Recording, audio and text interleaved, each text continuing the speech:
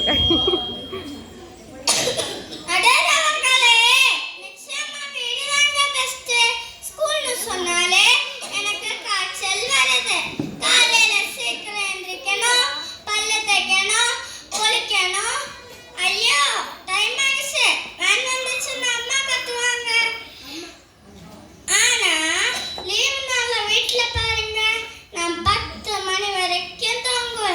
யாரும் கேள்வி கேட்க மாட்டாங்க.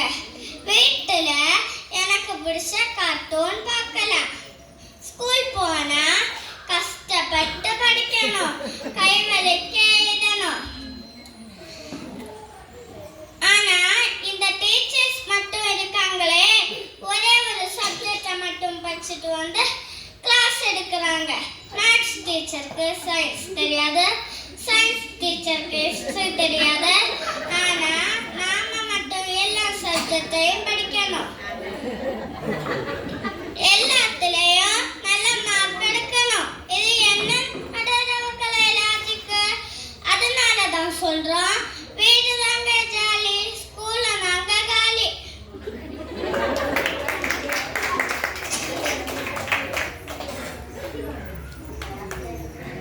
ஐயோ இவருக்கு நடக்க.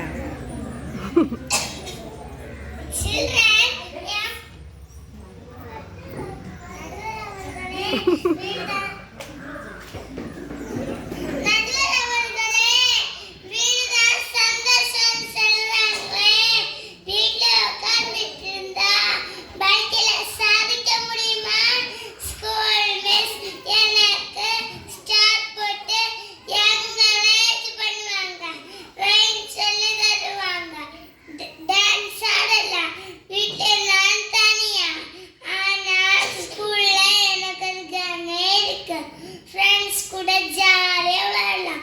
ஸ்கூலுக்கு போறது ட்ரைனிங். காலையில 6 மணிக்கு அலாரம் வச்சு எழுந்திரிக்க கஷ்டம்தான்.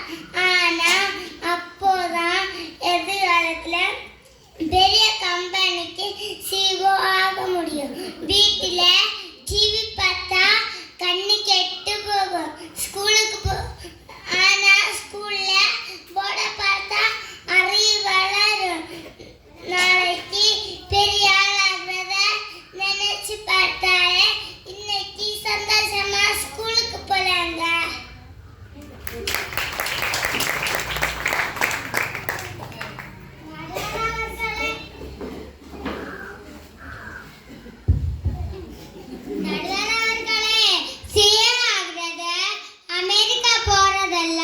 அப்புறம் இருக்கட்டும், முதல்ல ஹெல்த் முக்கியங்க. ஸ்கூல் பேக்கை தூக்கி பாருங்க எவ்வளோ வெயிட்டுன்னு. என் தாத்தாக்கு 60 வயசுல வந்த முதுகுவலி எனக்கு 5 வயசுலேயே வந்துச்சுங்க. அந்த பேக்கை தூக்கிட்டு நான் ஸ்கூலுக்கு போறேனா இல்லை மலையேற போறேனானே தெரியல.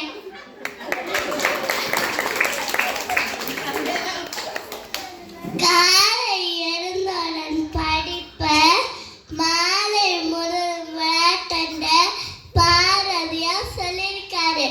ஆனா நாங்க கலையில மட்டுமா படிக்கிறோம். Special class, tuition class, summer class, winter class leave நாளில் கூட நிம்மதியா இருக்க விட மாட்டேங்கிறாங்க. எங்களுக்கு நிம்மதி வேணும், சுதந்திரம் வேணும்.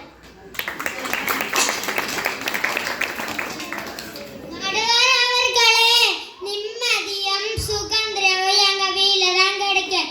எங்க மேஸ் ஒரு நாள் லீவு போட்டா கூட அவ்வளவு சந்தோஷமா இருக்கும். எங்களை ஃப்ரீயா விட்டாலே நல்லா படிப்பாங்க. நடுவர் அவர்களே, வீடு தாங்க சந்தோஷத்தை தரும். நடுவர் அவர்களே, ஸ்கூலுக்கு வந்தாதான் வாழ்க்கையில ஜெயிக்க முடியும்.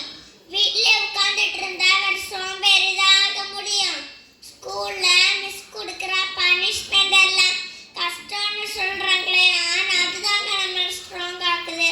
மிஸ் முட்டி போட சொன்னா நம்ம கையை தூக்க சொன்னா நம்ம தோல் ஸ்ட்ராங்.